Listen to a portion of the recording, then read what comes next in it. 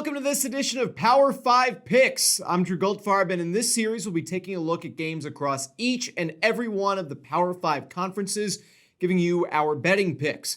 Our experts and I will each have a budget of $100 a week. We can bet it on the spread or on the money line. We have to bet the full $100 each and every week, and we have to bet on all 5 games. For this show, I'm joined by Taylor Smith and Jim Baviglia. Guys, second half of week 1 for the college football season, with everyone else getting back into action this weekend. We've got a pick to make representing each of the Power 5 conferences, so let's begin with the ACC. Quite a few in-conference games this week for the Atlantic Coast Conference. We're checking out Virginia at Pitt this week. Cavaliers favored by 2.5 points on the road, with the money line for UVA at minus 135, Pitt at plus 115. Jim, what's your wager? Yeah, interesting. The ACC starting off with all these conference games right off the bat. Pitt was 5-1 at home last year. Virginia struggled on the road last year, so right off the bat, that's a good trend for Pitt. But Virginia has probably the most dynamic player in the game in their quarterback, Bryce Perkins, where Pitt is replacing their running backs that really carried the offense last year. I feel like that Virginia has the talent, but Pitt kind of has all the trends kind of going in their direction. Not very confident about this game, so I think I'm going to play it safe and take the underdog at home. And I'm only going to make it a $10 pick. I'm going to take Pitt with the spread of 2.5 points. Taylor, what about you? You kind of mentioned Darren Hall, the running back for Pitt last year, ran for 229 yards in this matchup. He's gone. Pitt kind of has a new rushing attack in there, while Virginia has 8 starters returning on defense. I don't love this game either. It's kind of feeling like a toss-up. Pitt's won this game 4 years in a row. But I'm going to take Virginia to stop the streak. I guess I'm confident in their status as a favorite on the road. I'll take them on the money line at $20. I'm going to be taking the Panthers on the money line for 15. I'd have to give up about $3.50 on a potential payout to get the 2.5 points instead of just taking Pitt straight up. So I don't think it's worth it. It's almost 25% of the potential winnings to do that. The Panthers won the meeting between these teams last season, have now won 4 straight against the Cavaliers, as you guys were discussing. Virginia's defense was hurt during last year's meeting. 8 starters from the 2018 squad are returning for 2019. Pitt, meanwhile, less running back depth than a year ago. Darren Hall, as we mentioned, now with the Green Bay Packers. Panthers have a brand new offensive line, new offensive coordinator, though that second part should actually help bolster their non-existent passing attack. They ranked 74th in the nation in passing efficiency last year and threw for just 12 touchdowns. I like the value in getting the home team at plus 115 in a matchup of what is 2 pretty evenly matched teams. So I'm going to take Pitt, and I'm going to take them for $15. Split in the middle with you guys, splitting the difference. Let's move over to the SEC, where this week's featured matchup features a battle of the Carolinas. South Carolina visiting UNC, SEC versus ACC. Gamecocks favored by 10 points on the spread, a whopping minus 370 on the money line. Tar Heels plus 310 on the money line to pull the upset. Taylor, who you got? So North Carolina was one of the worst defenses in the country last season. Mac Brown, I'm from Texas. I like Mac Brown and all that, but I'm skeptical he's going to come in and turn things around right away after a 5-year layoff. The Heels are also starting a true freshman quarterback in Sam Howell. It's hard to imagine him really pulling an upset against an SEC team like this in his first ever college game. So I'm taking South Carolina. I'll take them on the spread to cover the 10 points, and I'm pretty confident I will put $30 on the Gamecocks. It's a pretty big spread for a team whose best win in 2018 came against Missouri. On the other sideline, the Tar Heels have a new coaching staff. You mentioned Mac Brown came out of retirement to retake the helm now in Chapel Hill. It's his second stint with UNC. Phil Longo, a solid offensive coordinator. He comes over from Ole Miss. Tar Heels going with true freshman Sam Howell, quarterback for this game. It's the first time in program history a true freshman will start a season opener at QB for the Tar Heels. That's pretty impressive. He's got good potential. Well, I'm sure there's going to be some bugs to work out. The Gamecocks had the 69th best pass defense in the nation last year in yards allowed per game. They ranked 44th in the nation in total defense. I'm not going to sit here and say North Carolina is going to challenge the ACC Coastal Division this year, but they can certainly hang with what is, let's be honest, an average team from the SEC's lesser division. I'm taking UNC on the spread, and I'm going to wager $25 on it. Jim, we're on opposite sides of this one. How are you betting on this game? Yeah, I'm going to be with Drew on this one. SEC, big bad SEC. South Carolina's only covered one of its last 6 games against ACC teams, so it's not like they're just bullying everybody around. And then you have a Charlotte location, so I'm thinking that North Carolina gets more of a benefit from that. You've got the new coach, you've got the new quarterback, so I think the enthusiasm's going to be there. They're going to be pumped out of their minds. I don't know that they win the game, but 10 points seems a lot for what you mentioned, the South Carolina team that, yes, they're SEC, but not one of the kind of big dogs in the SEC. I think 10 points is a lot, so I'm actually going to go with the 10 points with North Carolina getting the 10, and I'm going to make it a $30 wager. In our featured Pac-12 matchup for this week, it's a neutral site game featuring the Oregon Ducks and the SEC's Auburn Tigers. This game will be played at Jerry World, AT&T Stadium in Arlington, Texas. Tigers favored by 3.5 points for this contest. The spread paying out at -105 on the Auburn side, -115 on the Oregon side. Picking the Tigers straight up pays at -165, while a Ducks win on the money line pays at +145. I'm up first for this one. I'm going to be taking Oregon straight up to win, but only for $15. There are a lot of reasons that you could pick either side for this game, so I'm not going to blame you if you're on the Auburn side. Both teams had somewhat high expectations in 2018. Neither came anywhere close to meeting those expectations. Each team ranked in the top 30 in the nation in total offense, with the Tigers averaging about 10 yards more per game than the Ducks, though Auburn allowed 50 fewer yards per game defensively. Auburn ranked 5th in the SEC in total defense, Oregon 4th in the Pac-12, in case you're curious where they stand within their own conferences. If the Pac-12 is going to stand a chance at having a team qualify for the college football playoff this year, the Ducks have to win this game. They may not have to be the team that represents them in the playoff, but they've got to be able to beat Auburn to prove that the Pac-12 is a conference to be reckoned with. To me, this is a complete toss-up of a game.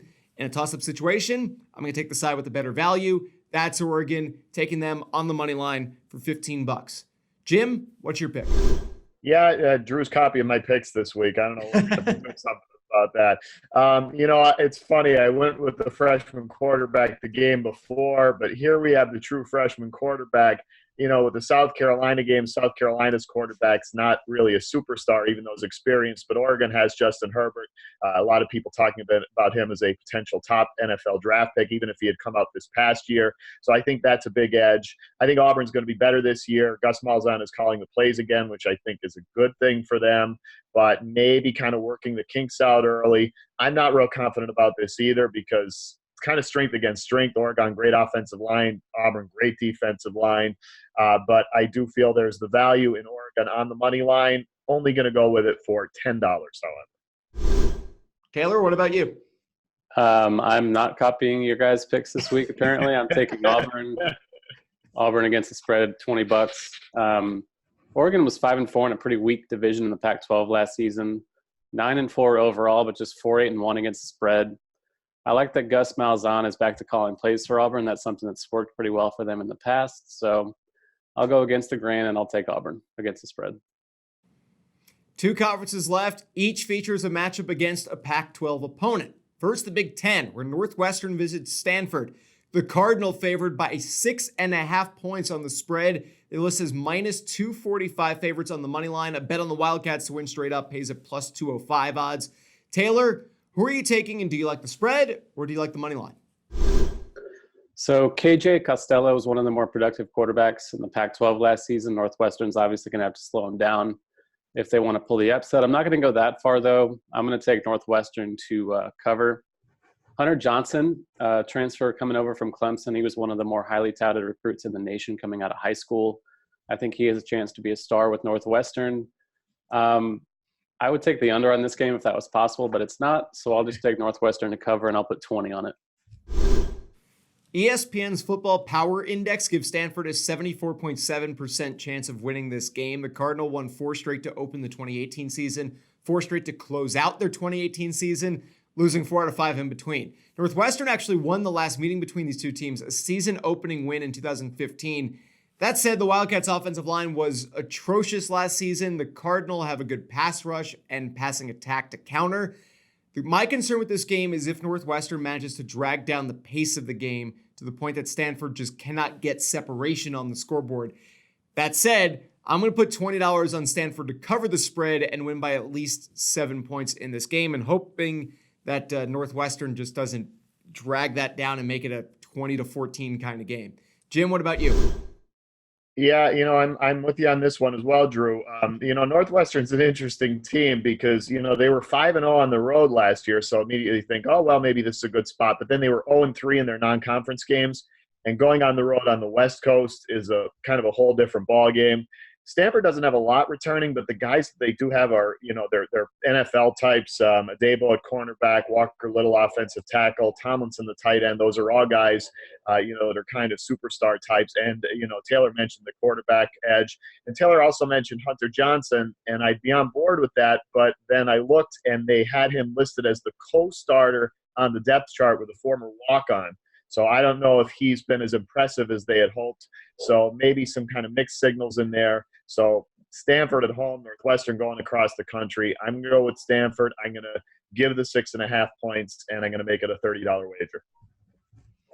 Last one, we go to the Big 12. Oklahoma State Cowboys were a disappointing 7-6 last season, but opened 2019 as 14.5-point favorites against Oregon State. Beavers went 2-10 last year and haven't qualified for a bowl game since 2013. That said, this week's game is in Corvallis, Oregon. Cowboys are minus 600 on the money line. The Beavers coming in at plus 450. Jim, any chance you're picking an upset here? No, at Oregon State, it is in Corvallis. So, I mean, there's probably going to be, some enthusiasm there. First game of the year, new season and all that. But their defense was really bad last year. And looking at their roster, I don't see how it's going to be that improved. Oklahoma State hasn't really decided on a quarterback either, but they have a superstar wide receiver in Tylan Wallace. So, I mean, that gives them an edge as well. And Oklahoma State's been very good against the Pac-10, against the spread. I think they're something like 7-3 their last 10 games, 8-2 just winning games against the Pac-10. So I don't think it's going to bother them to go on the West Coast. If it were a better opponent, maybe. But I'm going to go with Oklahoma State here. I'm going to give the points 14.5, and I'm going to go with a $20 wager. I think that gets me to 100 if my math is correct. I'll double check in a minute. Taylor, what are you picking? I'm finally agreeing with somebody here. Oklahoma State, there are a lot of question marks here. The fact that they won't name a starting quarterback is super annoying. But like you said, Oregon State was 128th in total yards allowed last season. They're getting 7 defensive starters back, but I don't know if that's actually a good thing since they seem to be terrible. The fact that it's on the road, it's a 14.5 spread, and there's no quarterback for Oklahoma State is definitely concerning. But Oregon State was just so bad that I feel like I have to take Oklahoma State. There's no value on the money line, really. So I'm putting 10 on it, going with the Cowboys. I did check Jim's math. He did reach $100 exactly, so good job on that. I'm going big on this last pick. I'm taking Oklahoma State on the spread for 25. Not actually even bigger than Jim's pick on that one.